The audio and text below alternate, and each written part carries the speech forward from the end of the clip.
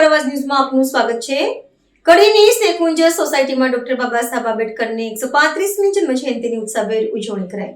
કડી શહેરમાં આવેલા સ્નેહકુંજ સોસાયટીમાં ઉત્સાહ અને આનંદથી ડોક્ટર બાબા સાહેબ આંબેડકરની 135મી જન્મજયંતિની ઉજવણી કરવામાં આવી હતી, જેમાં પ્રમુખ સ્થાન તરીકે કડી વિધાનસભાના ધારાસભ્ય એવા શ્રી રાજેન્દ્રભાઈ ચાવડાને આમંત્રિત કરવામાં આવ્યા હતા।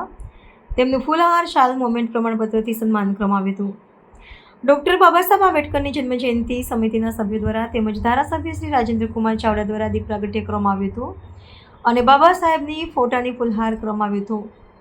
આ ઉજવણીમાં રિટાયર્ડ સરકારી કર્મચારીઓ, સિનિયર સિટીઝન વ્યક્તિ, વિશેષ સિદ્ધિ હાંસલ કરી હોય તેમને તથા ધોરણ 10 અને 12 પાસ થયેલ વિદ્યાર્થીઓનું તેમજ ડોક્ટર, એન્જિનિયર, વિવિધ ડિગ્રીઓ મેળવી હોય તેમને તથા નાના ભૂલકાઓ માટે રમતો વિજય થયેલા, જેમાં પ્રથમ, બીજો અને ત્રીજા વિજેતાઓ વિદ્યાર્થીઓ ભૂલકાઓ મોમેન્ટો આપી સન્માન કર્યું હતું। આ સમગ્ર સંચાલન ડોક્ટર બાબા સાહેબ આંબેડકર સોસાયટી સમિતિ દ્વારા કરવામાં આવ્યું હતું। વિશેષમાં સાબર અવાજ કડીના રિપોર્ટર ભાવેશભાઈ પરીખનું પણ સન્માન કરવામાં આવ્યું હતું। Bureau report, bureau chief Bhavesh Parikh, Kadi. હું છું ભાવેશ પરીખ, આપ જોઈ રહ્યા છો સાબર અવાજ કડી chief bureau. 135મી doctor Baba Saheb આંબેડકરની જન્મજયંતિ નિમિત્તે કડી ખાતે આવેલ સ્નેહકુંજ સોસાયટીમાં ઉજવણી કરવામાં આવી હતી।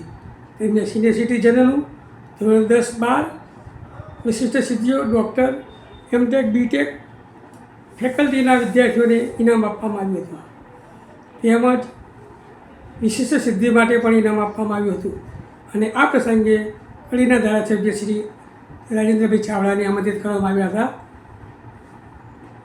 અને સમગ્ર સંચાલન સોસાયટી વતી સંચાલન કરવામાં આવ્યું હતું। તો આવો આપણે ઉજવણીના દ્રશ્યો નિહાળીએ। આ કાર્યક્રમમાં આપ સૌનું હાર્દિક સ્વાગત છે। મહેમાનોએ પોતાનું સ્થાન ગ્રહણ કરી લીધું છે। સોસાયટીમાંથી આબાલવૃદ્ધ તમામ પધાર્યા છો। આપણે હવે આજના કાર્યક્રમના અધ્યક્ષ માનનીય ધારાસભ્ય શ્રી રાજેન્દ્રભાઈ સાહેબને વિનંતી કરું કે આજનો કાર્યક્રમ હવે શરૂ કરીએ છીએ। માનનીય ધારાસભ્ય શ્રી, કાર્યક્રમ હવે શરૂ કરવાનો। 135મી જન્મજયંતિ બાબા સાહેબની એ નિમિત્તે આપણી સોસાયટીમાં યોજાયેલ સમારંભના પ્રમુખ ધારાસભ્ય રાજેન્દ્રકુમાર અને પરમાર સાહેબ, પૂર્વ ધારાસભ્ય યશોદાબેન, સોસાયટીના મંત્રી રામસિંહભાઈ અને તુલસીભાઈ અને સર્વ મુરબ્બીઓ, મિત્રો, બહેનો, ભાઈ આપણે ભરીએ અને આપણે આવા કાર્યક્રમમાં પણ આ પ્રકારના વર્તન રાખીને કર્યા કરીએ તો ખરેખર આપણે ઉજારવા જેવું છે। આપણે બાળકોને ખરેખર પ્રોત્સાહિત કરવાના, તો જે ખરેખર જે લોકો કામ કરી રહ્યા છે એ લોકો પણ નિરુત્સાહિત થઈ જાય। આ બધા લોકોને કંઈ સમય છે નહીં, પણ છતાંય કે ચલો કંઈક બાળકોને પ્રેરણા મળે, કંઈક જાણવા મળે અને એનાથી માનો કે આવતી પેઢીને પણ કંઈક માર્ગદર્શન મળે। આવા બધા ઉદ્દેશથી આ કાર્યક્રમ થાય છે। આ કોઈ પ્રતિષ્ઠા મેળવવા માટે, કે પદ મેળવવા માટે, કે પ્રસિદ્ધિ મેળવવા માટે, એના માટેના કોઈ આ કાર્યક્રમ છે નહીં। એટલે છતાંય આ વડીલોને ખાસ કરીને થોડું માર્ગદર્શન આપી, થોડી ગંભીરતાથી ચિંતન કરીને લોકોને પ્રેરણા આપો એવી ખાસ વિનંતી કરું છું। મેં 2 પુસ્તકો લખી છે એકચ્યુઅલી બાબા સાહેબના જીવન પર અને બુદ્ધના જીવન પર। એમાં કદાચ બહુ ઓછા લોકોને ખબર હશે, આમંત્રિત મહેમાન શ્રી રાજેન્દ્રભાઈ, આપણા માનનીય ધારાસભ્ય શ્રી પરમાર સાહેબ, પૂર્વ ધારાસભ્ય યશોદાબેન, નવા લક્ષે કદાચ બહુ ઓછા લોકોને ખબર હશે, હું ને યશોદાબેન એક જ ક્લાસમાં ભણેલા, એક જ વર્ગમાં ભણેલા અને વર્ષો પછી આજે અમે સ્ટેજ પર ભેગા થયા। એટલે મારા માટે પણ એક અમૂલ્ય અવસર કહેવાય। બીજી વસ્તુ, માત્ર વતન હોય અને વતનમાં સન્માન થતું હોય તો એનાથી વિશેષ કયો આનંદ હોઈ શકે? તો મારા માટે પણ એક ગૌરવની વાત છે।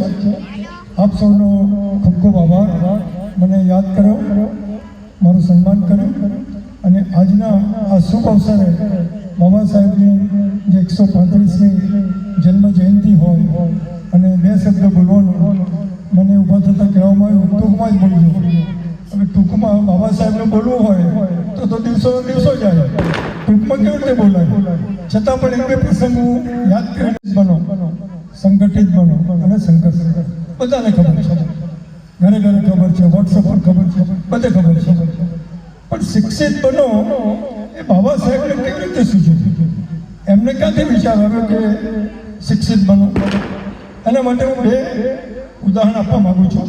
આમ તો ઘણી બધી વાતો કે સ્કોલરશીપ તો મળશે, તને અમેરિકા અભ્યાસ કરવા માટે મોકલવાનો પણ આવશે, પણ મારી એક શરત છે. બાબા સાહેબની શું શરત છે? તમારી જે શરત હોય મને મંજૂર છે.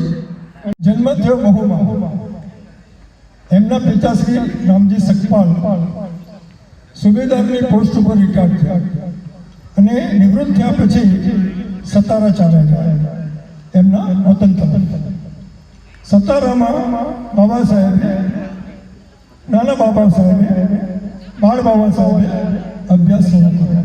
પહેલું ધોરણ, બીજું ધોરણ, ત્રીજું ધોરણ. અમેરિકા અભ્યાસ કરવો છે. 1913ની વાત છે. તો કૃષ્ણાજી કહીએ તો તારી પાસે તો પૈસા નથી, કોઈ સપોર્ટ નથી, શું કરીશ? પણ ચિંતા ના કરીશ, મારે વડોદરાના મહારાજા સાથે સારો સંબંધ છે, હું તારા માટે કંઈક વ્યવસ્થા કરીશ અને તારા માટે સ્કોલરશીપ લઈ આવીશ. એ જ વખતે મહારાજાનો બંગલો પણ મુંબઈમાં હતો અને ત્યાં અવારનવાર મહારાજા સયાજીરાવ મુંબઈ જતા. સંજોગોવશાત મહારાજા એ વખતે મુંબઈમાં હતા. કૃષ્ણાજી કલુસ્કર દાદા ભીમરાવ આંબેડકરને લઈને મહારાજા પાસે જાય છે અને મહારાજાને કહે છે કે મહારાજા, આ બાળક એક અલગ પ્રકારનું બાળક છે. આવા ન્યૂઝ જોવા માટે સાબર આવાઝ યુટ્યુબ ચેનલને સબસ્ક્રાઇબ કરો અને લાઇક કરો, જેથી હવે પછીના દરેક સમાચાર સબસ્ક્રાઇબ કરેલા હશે તેઓને નવા સમાચારની માહિતી મળી જશે.